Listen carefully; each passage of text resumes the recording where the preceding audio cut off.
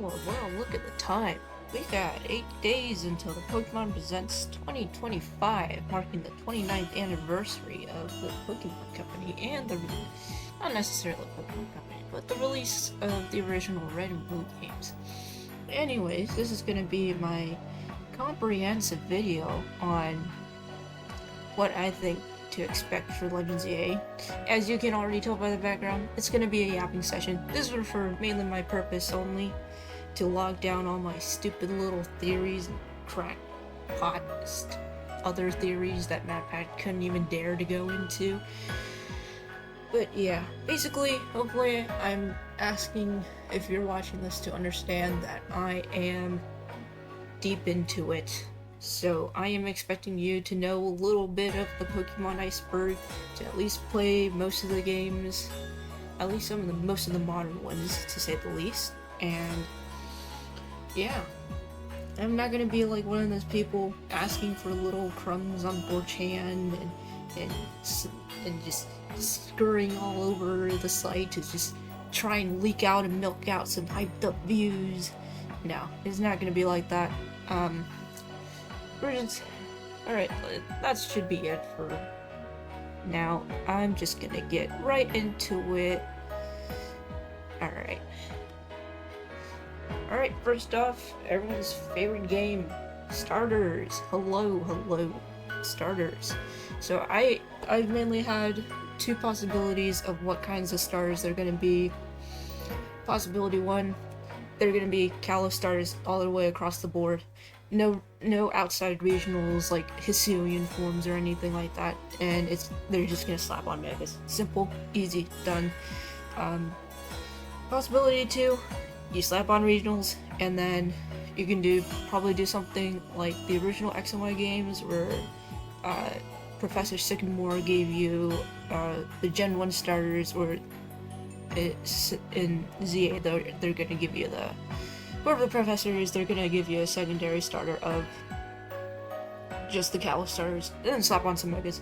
I think it's all but certain that they're gonna slap on Megas for Gen 6 Pokemon, to say the least, because I feel like they've been underused.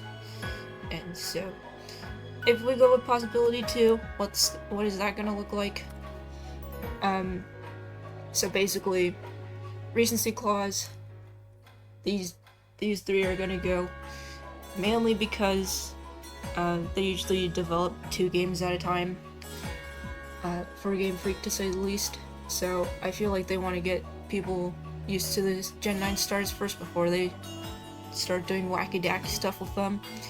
And I'm just gonna start deleting you 3 just because we know you're gonna be in ZA regardless, and I'm probably gonna cross out Gen 1 and Gen 3 as well, basically because they already have Megas. I feel like if you're gonna have one of the trio as a Mega, you're either gonna include all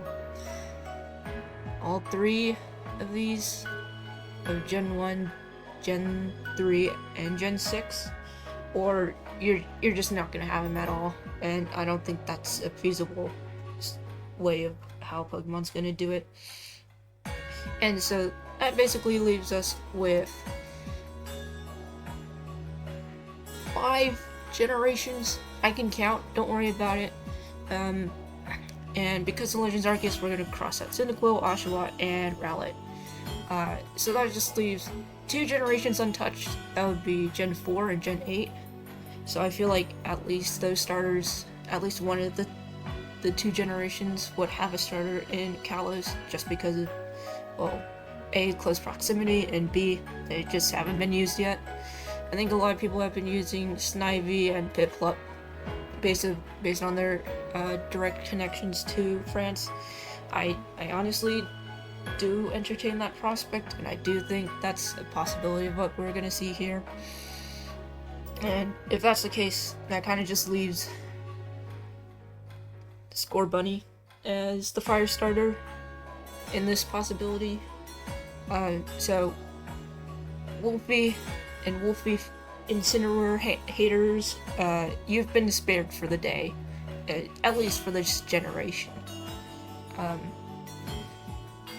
next question I think everyone has been asking about. Who are the main characters? I think it's a stupid question. If Legends Arceus had the original protagonist transport across space and time, considering that's the whole deal of the game, into Hisui, which is the past, what are the main characters? Well, if the game deals with life and death, I think it's pretty simple. It's gonna be a reincarnation isekai. Trucks exist in the Pokemon universe, so I wouldn't be surprised if this happens. I think it will be hilarious if it does happen, and it's one of few predictions I think that are probably gonna come true. And then my thoughts on the next debate question, past or future. I honestly think it's a pretty simple prospect. All you have to do is analyze the stinking trailer. It's not that hard. So basically, you just have to do a trailer analysis. You don't have to go into like, oh wow, we got Lumio City and it's gonna be in the future. No, I don't think that's gonna happen. They're probably gonna stick to their guns. It's probably gonna be in the past. Very simple. We can look at it. First thing we see in the trailer, it's literally just a paper. It's a pencil sketching, something that you don't really see a lot nowadays. But then with the Pikachu, it eventually transitions into the black and not black and white, the blue and white style that we see today with like stereotypical, blueprint grids and whatnot. So this is probably their interpretation of what Lumiose is going to look like in the future, or in this case, what Lumiose would look like to them in Generation 6. Perhaps their ideal for a Lumio City. And then from here, this is the most interesting part that I don't think a lot of people have touched on. You have a Talonflame right here, but as you get around to here, right? It doesn't have the talons anymore. That is a Fletchinder. It is going back in time. It is devolving. If you don't want proof enough, it's a little bit hard to see right here, but no. Playback speed, please. That is a horrendous UI. Anyways, if you go back here, you have the Fletchinder coming around.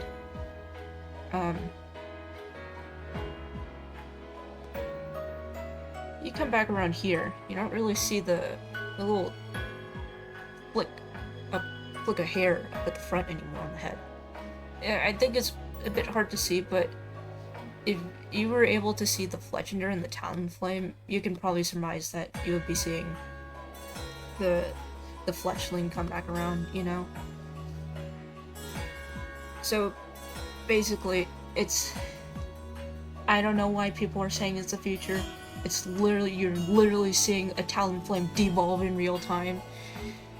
And then, it just cuts back to, let's go back up to normal speed. That'd be great. So it goes back to the blueprint, from the blueprint style to sketch style, and that's basically my simple trailer analysis. I don't think it's that hard to think about. I think Pokemon is just screaming it at you, and people are just refusing to see it. And yeah, so all in all, there's that, and I think there's a secondary reason to why it's in the past, and that's basically because the past holds more future than the past holds more potential than the future itself. So I'm just gonna show a simple timeline. This is the best, most linear timeline that I can find that doesn't have a mega timeline on it, and that is probably a thumbnail from Candy Eevee. Thank you. It doesn't have the mega timeline, but as you can see here, most of these games have been confirmed by the Terra League to just not be to just occur in the first couple years within each other. And then you have Black and White 2, which is confirmed to be a couple years apart and after Gen 1 through 4. And then I think from here, I think you can surmise from here, Generation 6, 7, 8, and 9 all have 3-year gaps in between them, just to correspond with our time, you know? I think if they're going to continue to follow with that time schematic, I don't think it's possible for you to do a game on the future like Legends ZA, have it set in the future. It's not going to really work, because you can't really predict the future. And that's kind of why you have games like Scarlet and Violet that have Pokemon that are actually not from the past. They're actually paradoxes, because they are reflections of and perceptions or stereotypes of what people see of the past or the future, and that's why they can't really exist at all. So, yeah, I just don't see it happening, really. If you have it somewhere like here, maybe it might be possible, but I think I'll delve into a little bit more here. There's a lot more potential if you have it set in the past. So, in these next couple places, this is the Arceus time period. Simple, easy. I think Loxon and Noggin covered this. Legends Arceus is pretty much set within the Meiji Restoration, or at least within the Meiji era. So that would give us 1868 to around 1889, or towards the end of the era at around the 1900s. So basically from there, and they had this whole deal with people like Laventon and the Galaxy Expedition Squad just coming in and trying to find peace with the natives, which were, in a way, Kagita and the Diamond and Pearl clan. So I think they took a lot from the Meiji Restoration, and of course you can kind of tell with Laventon here, he's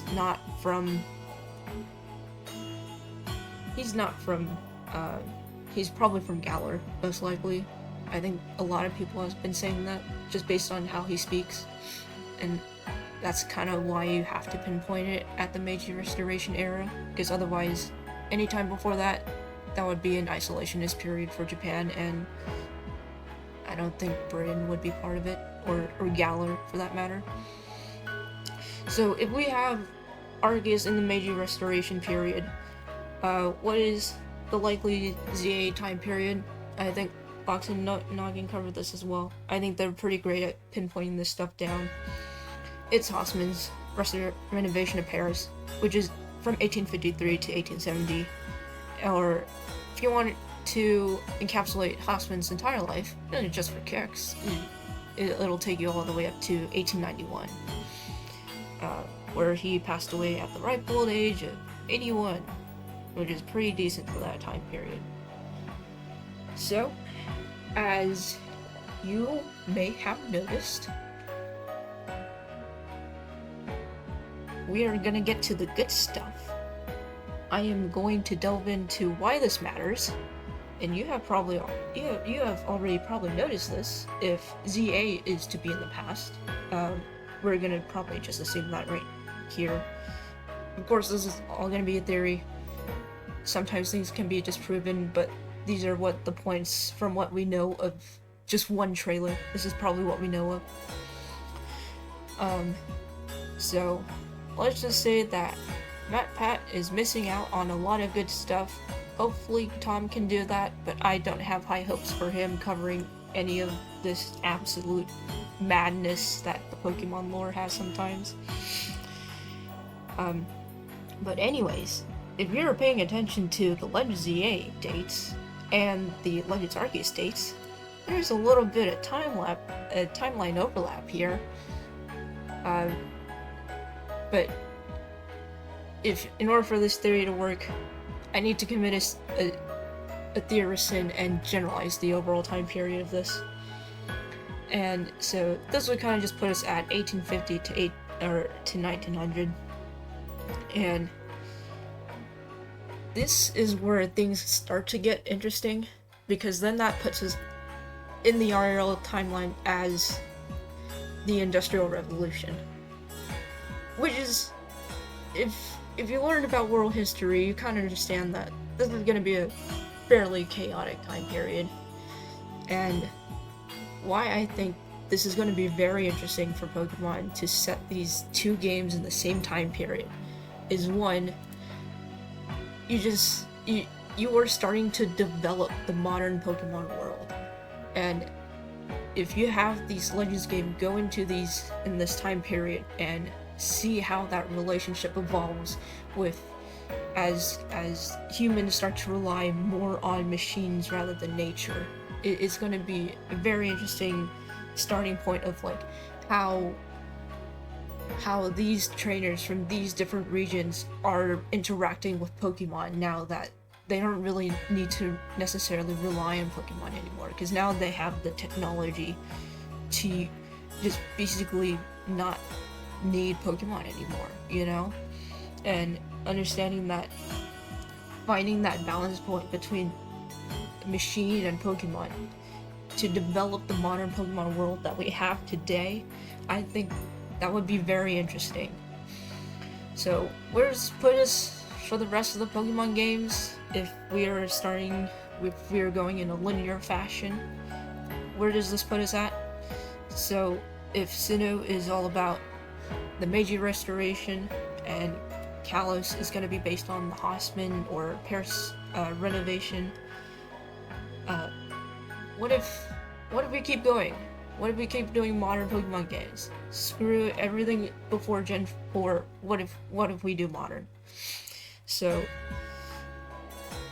if they do a Legends game in Alola based on the Industrial Revolution, I think it's fairly simple, because Hawaii has a lot of colonization going on, and they already have like this whole dealing this problem with finding a balance between colonizers or people finding interest in Hawaii and marketing opportunities, and then just balancing it with the native population. I don't think they'll touch too deep into like political stuff for their games, even though they're meant to be more mature as Legends games, but they might touch into it a little bit.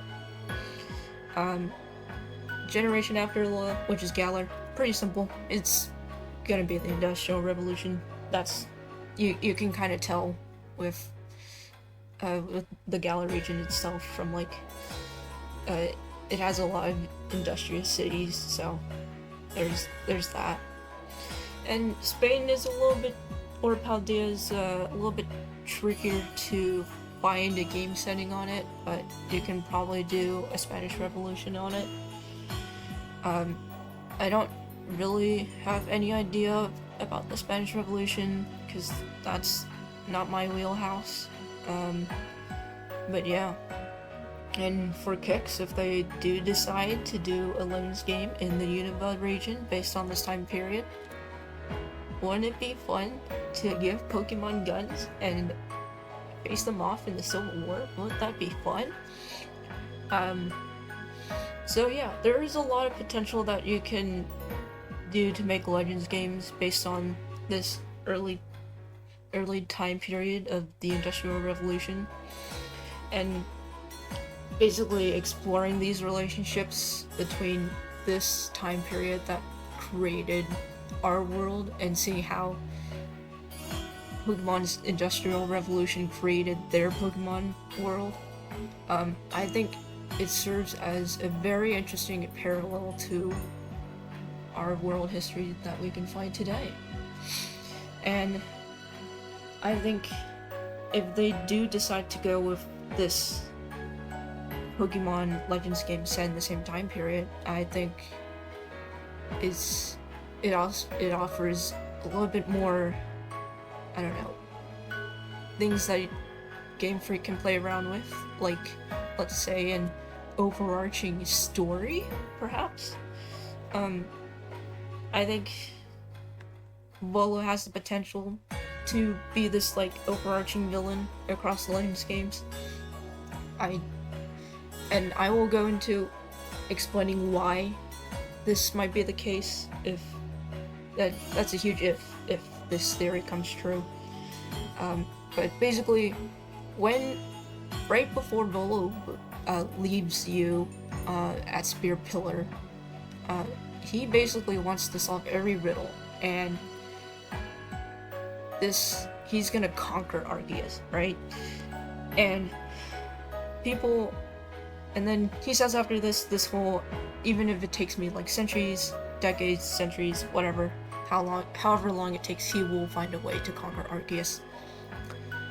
But many people have interpreted it as Cynthia's a weird cyclical thing where his story ends with Cynthia and him never being able to find Arceus because he was stopped by the protagonist. But I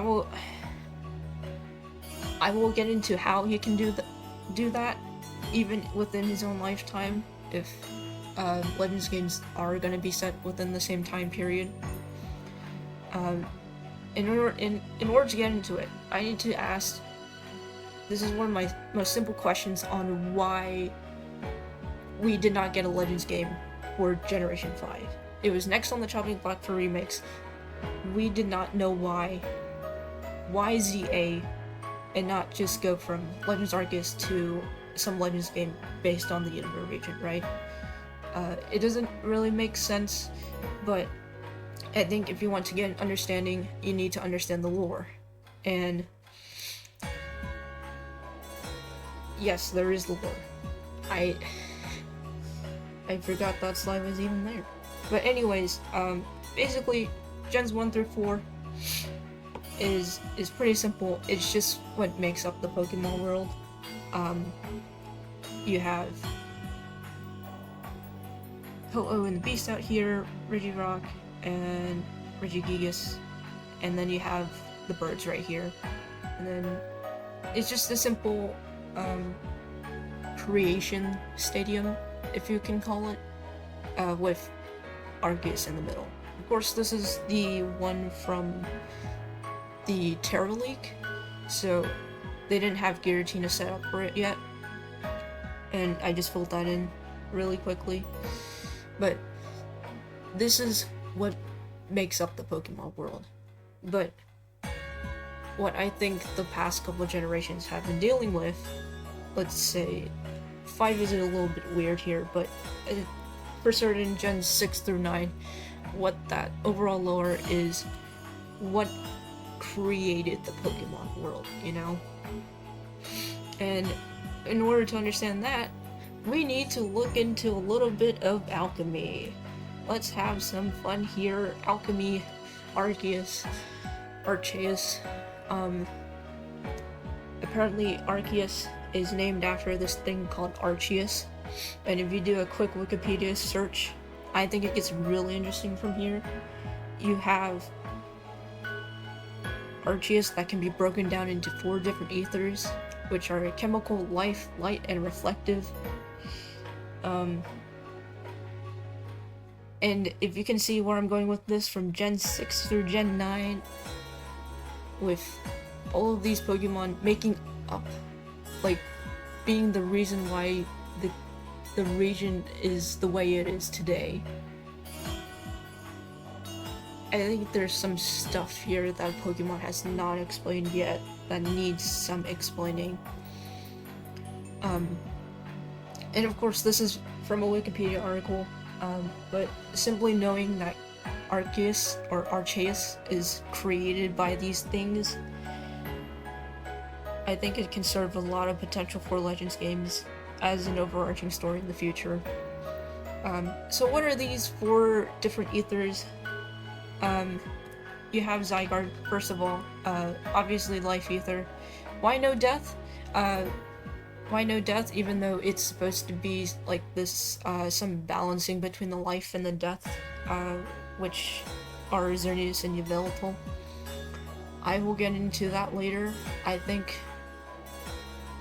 knowing what that death part means of Zygarde, I think that'll go into some real crackhead theory stuff.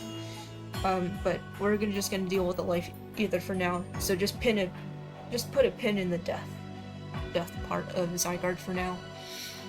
But basically, it is a vital force. It is the aura, and is represented by the red and the blue, which people usually claim are Zygarde. God, my mind right now is just not braining. With the blue representing Xerneas and the red representing Yveltal. Next up on the chopping block, we got Light Ether, which is obviously Necrozma. It is the highest ether at play in the physical world. Next up, we have Eternus. Less of a connection here, unfortunately. A lot of Eternus connection is very iffy, but I think the best point we can understand with that is poison, being a poison type. So I think that is the best connection I have for Eternatus. But Terapagos, on the other hand, is quite the opposite. It's a lot. So basically, it is supposed to be reflective ether. Is supposed to be the memory. Is supposed to be like a reflection or a memory of Earth. It is the replay of such memories that hauntings are created. So we can pretty much prove that Terapagos does indeed create hauntings and memories. It seems even physically, as proven by the professor thing at the end of the DLC that you have to do, that you can do, and it's just a weird time loop, but it does happen. And it being the memory of Earth also explains why Terapagos as a turtle is also represented as the Paldea shape of the Paldea region itself. And I think that is something interesting to think about. I don't know how they managed to represent light reflective ether, but they somehow managed it, and they did it very well from a lore standpoint. So that is one of the only props that I can give to Game Freak on Scarlet and Violet. I'm not going to ramble on more about Scarlet and Violet. I do not think it is very competent as a game. I think that is a video for another day and another time when I can ramble more like an insane maniac. Anyways, from here, we are saying that Zygarde, Necrozma, Terapagos, and Eternus make up Arceus. I think it's an interesting thing that they can each represent a little gem on Arceus' little poopy doopy ring here. But I think another thing to think about is that Dragon, from a lore perspective in the Pokemon universe, is a very powerful or raw form of energy. I think that's their representation of energy or ether. And then of course Terapagos being the odd one out, being it's a normal type, but its ability can basically reflect Dragon type as well. So it's a weird exception, but it works as well. I think from here is a little bit more interesting. A little bit of a side tangent, but it'll just loop right back into what I want to say here, is basically that they have tried to recreate Arceus before, or Arceus, whichever. So basically, if you remember type Null, it is supposed to be a recreation, or failed recreation of Arceus. And so basically, the Ether Foundation experimented to try and prevent UBs, or protect people from UBs, but that failed.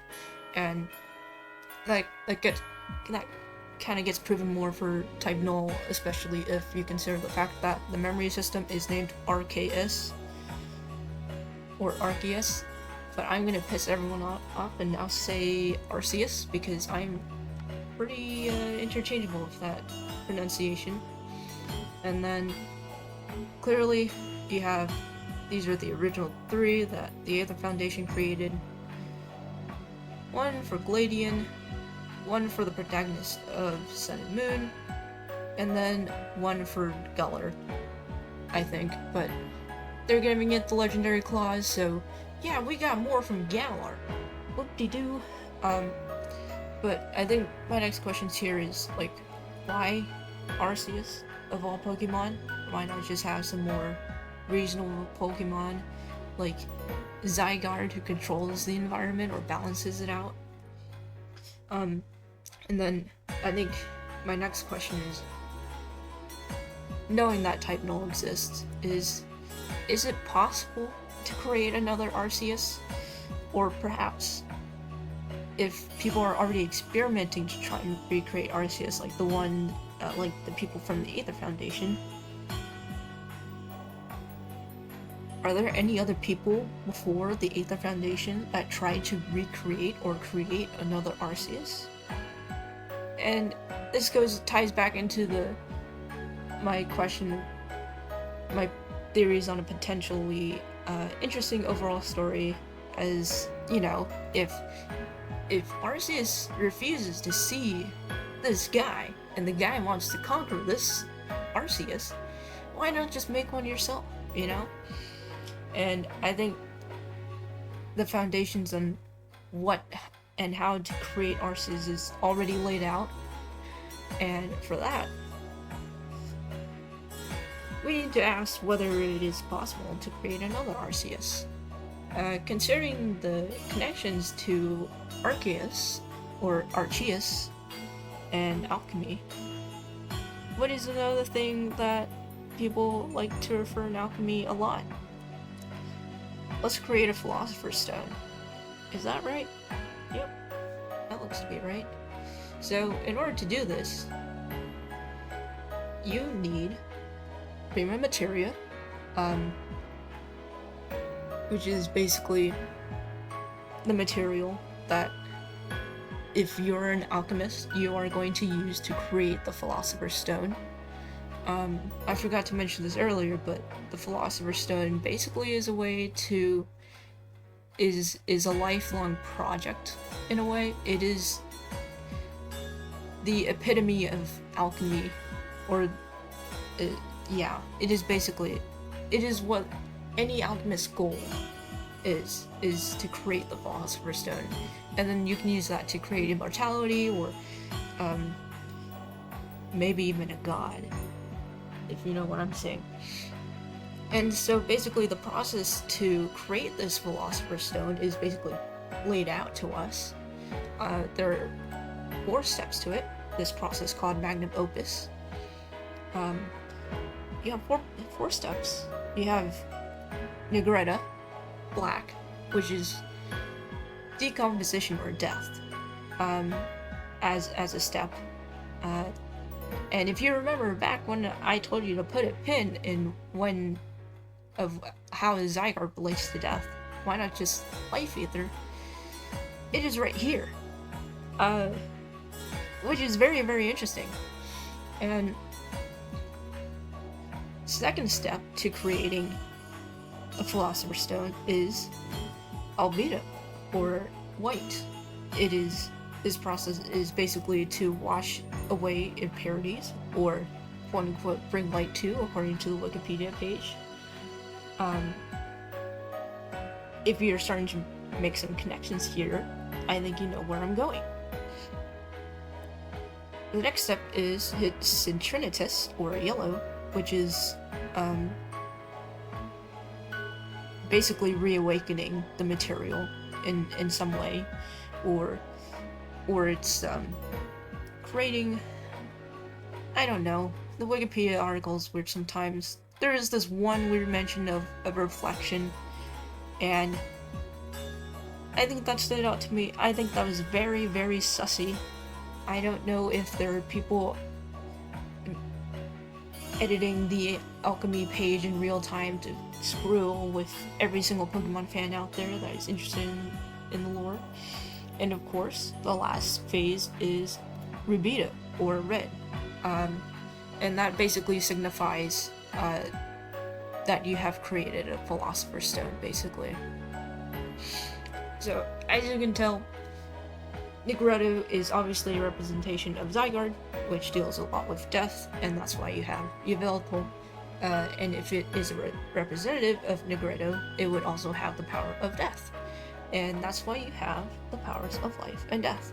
And why it has two interpretations instead of one, like some of the others. Albedo, you can pretty nicely square that away with Necrozma, which, washing away the impurities, you have the Necrozma base form becoming white, basically, into the Ultra Necrozma form. And that's what I basically believe Albedo is. You can probably also switch that up with Citrinitas, but I think Citrinitas is very much Terrapagos' wheelhouse. Just awakening its true form, you know, like the whole Terrastal mechanic thing. I think it just makes sense as a whole. And then Rubido, obviously the weakest connection. Eternatus is just red. Let's be real here. I don't think I really have much else to say about that. Unfortunately for Eternatus, so we are missing something. We are missing a prima materia. We do not know what that prima materia is. My first thoughts when I was reading up about the prima materia on Wikipedia is the Tau Trio. We have obviously never seen the original dragon before. We have never seen them combine into one. But I feel like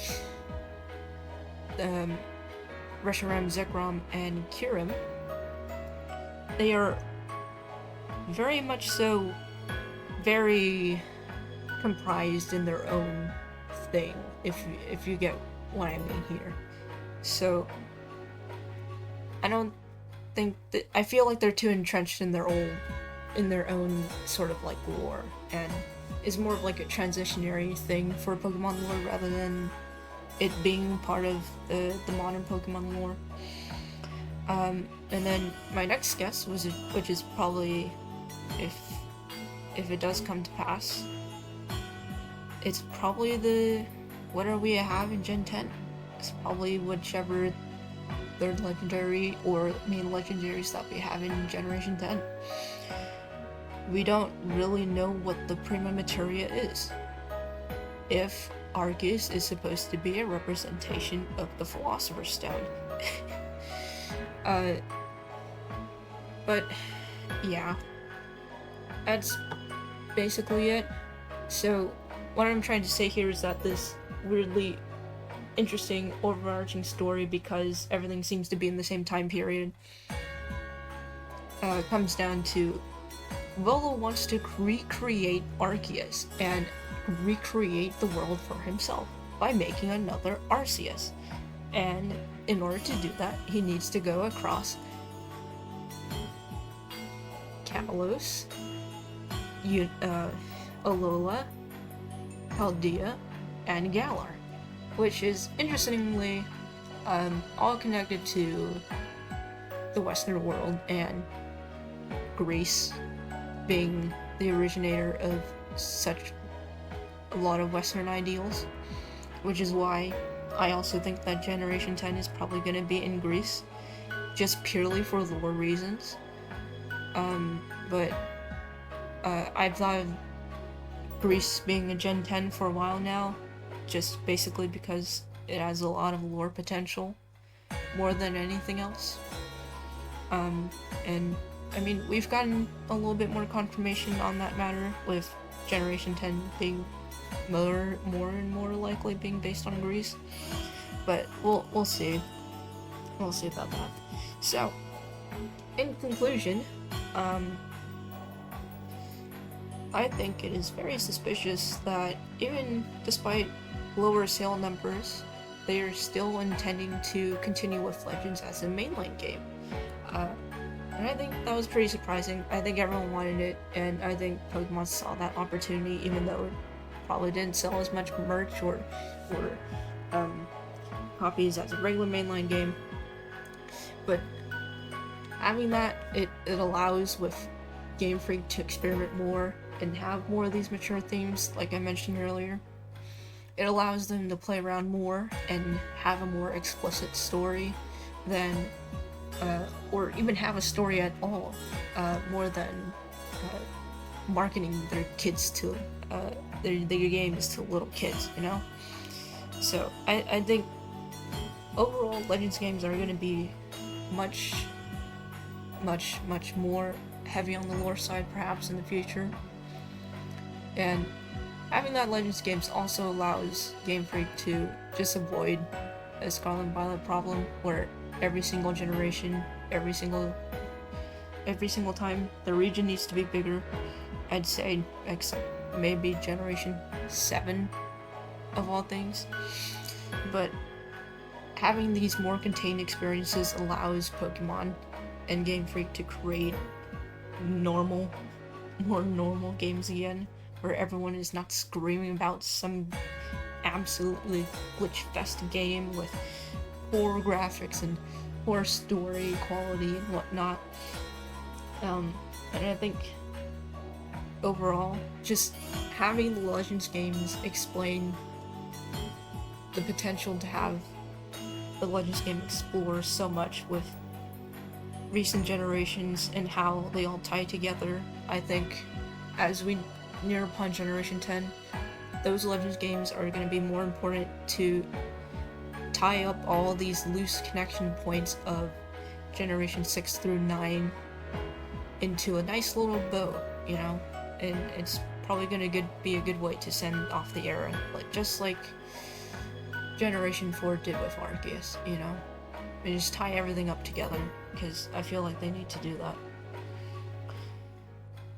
But anyways, that's kind of just what I have right now. I feel like I've been yapping a lot, and you know, if you want to see more, I know my audio fucked up my last video, and my first recording, so hopefully this one is a little bit more cohesive than the last. But anyways, if you have more interesting theories than me, and if you're not on crack like me, on absolute Pokemon theory crack, yeah, do subscribe. I want to hear about your other crackpot theories. I don't know. Hopefully, maybe I can stream Pokemon Day. I think I'll be pretty excited about that. I lost my Pokemon Unite account recently. Not that it matters to me as much. But yeah. Hopefully I'll have more in the future, I'm sure, but I'll probably stream on Pokemon Day.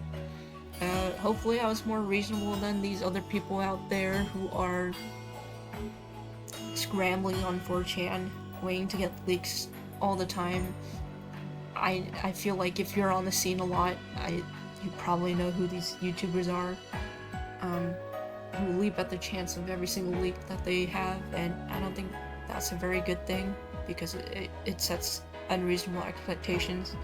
I know I said a couple here, but I feel like mine were reasonable to say the least, and to the extent that we know the lore of the Pokemon universe. And yeah. Maybe I can stream ZA, as long as my computer doesn't absolutely implode on itself. I feel like that should be possible. But yeah. Like what you see, comment, subscribe. I can't wait to see some of your crackpot theories, if there's anyone watching. I know I'm not really meant for kids, I'll just say that right now. But yeah, cheers to another year, actually, with a Pokemon game. and I will see you next time. There'll be clips or anything. Alright, I've yapped enough. See you.